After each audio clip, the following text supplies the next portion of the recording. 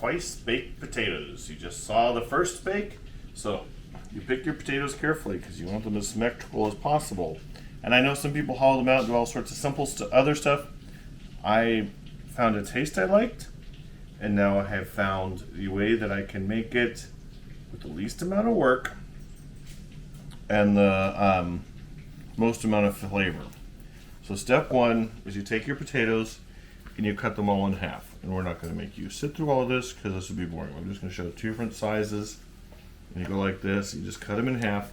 And you have extra potatoes that you've cooked in case you ruin a shell, and that will help with the stuffing and everything else. Just a serving spoon, another serving spoon. See, I should have been prepared, but I wasn't. So you take a decent spoon, you take it, and you just take all the insides out carefully. By the way, you cook these, and the reason we didn't do this all as one video is because, yeah, if you see the salsa video, that bacon in the background was the bacon for this, which is still cooking. You don't want to do this when these are still warm. It's painful. So you don't want them totally cold either. So you wait till they're easy to touch by the hand. I have done them on the grill. I have done them in the microwave. I've done them in the oven. I honestly don't think anybody's ever said to me, "Did you do that in the microwave? It doesn't taste right." I agree that baked potatoes in the microwaves have a different taste, but these, I think, with what I'm about to do to them, it really doesn't matter how you do them. You want to leave enough potato here, especially like when I lost the skin right there, so that it will hold together. You don't have to worry about the potato being totally done, just enough done so you can do this, and then, so that's the skin from the other one, and you just carefully go and you do this until you end up with a bowl full of yummy potato stuff, which we will mix. I think I'm going to have too much to do in the Hooji Jig in the mixer, and this might be a emergency one, but look at that. But again, the stuffing we put in will save a lot of that. So we'll be right back when we're ready to make the filling. Do this with the get rid of that and melt the butter in here to start with, but I've already have some butter left over, so I have the butter there. And just to add some more little goodness to it, we're going to take a little bit of this from the bacon that you, if you watched another video, you may have heard cooking. And remember, this is bacon fat, so you don't want that much of it. And since they're all already warm, I'm just going to add a little bit of garlic. Now look at that little bit. And we're going to get that sauteing. And then we're going to come back here and get what we forgot earlier, our onions. And we're going to put some onions in here. And at the point, oops, Uchi helped put this stuff away. Good onion. Oh, that was a really good onion. These are from the River City Produce. They have their farmers market sometimes at St. Pius. I'm telling you, these onions are really, really, really good. So I'm going to get these sauteed a little bit, and then we will be right back. Alright, this is just a quickie little snippet because we're just going to put a little bit of milk, so I just do it so it covers the bottom. I've always been afraid of scalding milk. People told me you don't have to worry about that, but my mom was always worried, so I'm worried.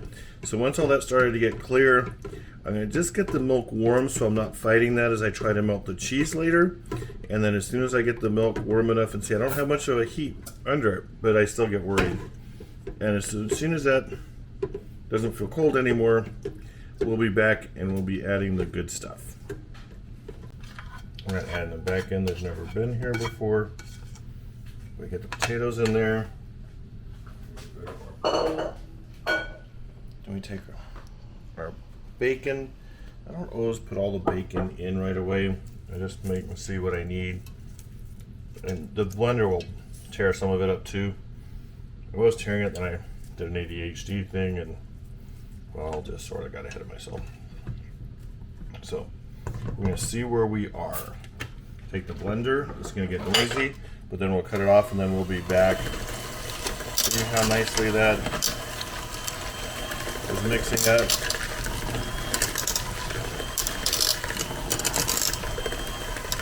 I can tell by looking that I'm going to need more bacon.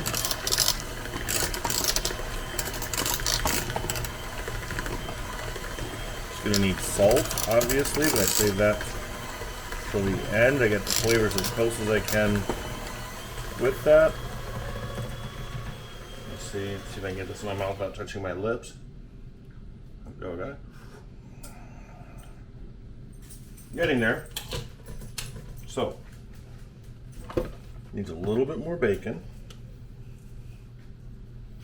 It's definitely gonna need salt, and I didn't taste the garlic because I used the pre-stuff. So I'm gonna take a little bit of this across the top to add some garlic salt. Because I don't think you can ever go wrong with garlic salt. We're gonna mix some of this in. And yet one of the best ingredients is yet to come. All right, so we're gonna mix this all up. Just remember this on the lowest possible flame, the lowest setting, just to keep it warm enough, because I'm going to put cheese in this, and I need the cheese to mix in. Come on.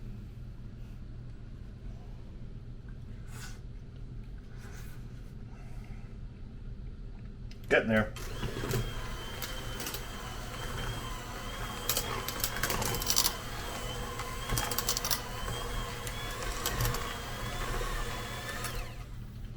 Okay. Now one of the reasons I don't add salt first is because what is bacon full of?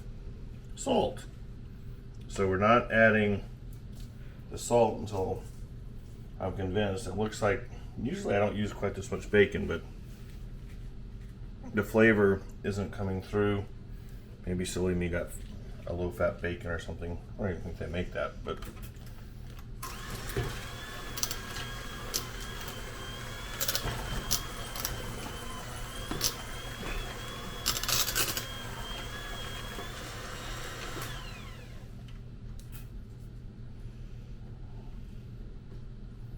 reeling.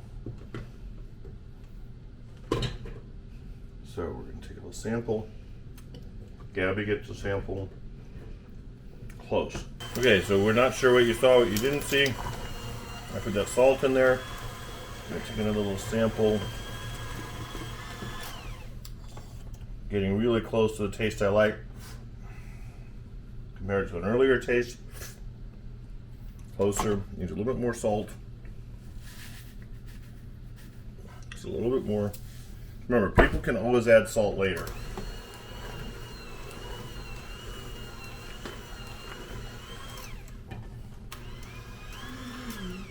Alright, then we're going to be back in a second. I'm going to let this sit for a minute, and we'll be back in a second. I'm going to let it warm up, and we'll get the cheese in there.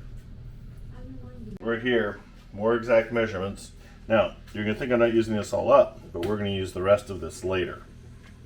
Because the rest of this is for the aesthetic appeal of this. So this is the only reason we needed to get it warm, is I learned the hard way. If you don't get it warm, this doesn't melt in well. And Gabby's also learned that I drop a lot of cheese when I do this sometimes.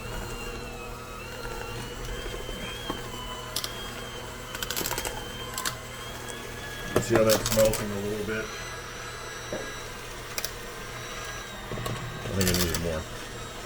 So, I'm going for that color actually.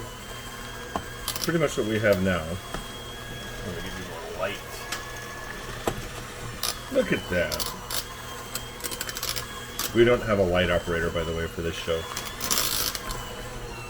All we have is a cleanup crew.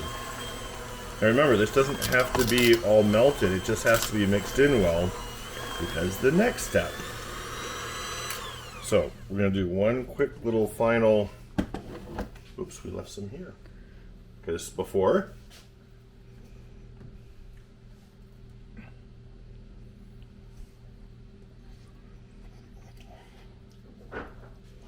after, I don't think it's good enough to serve to people. I'm going to eat this all by myself. Really good. So, not done yet. So now we come over here, where the spoon I have go.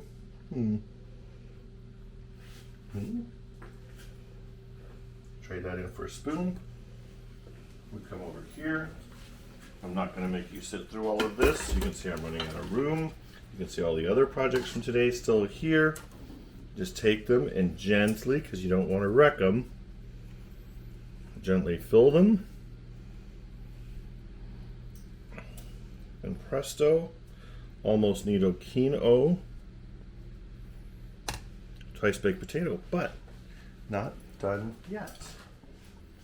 Just do a little bit of this. Now, that goes in the oven.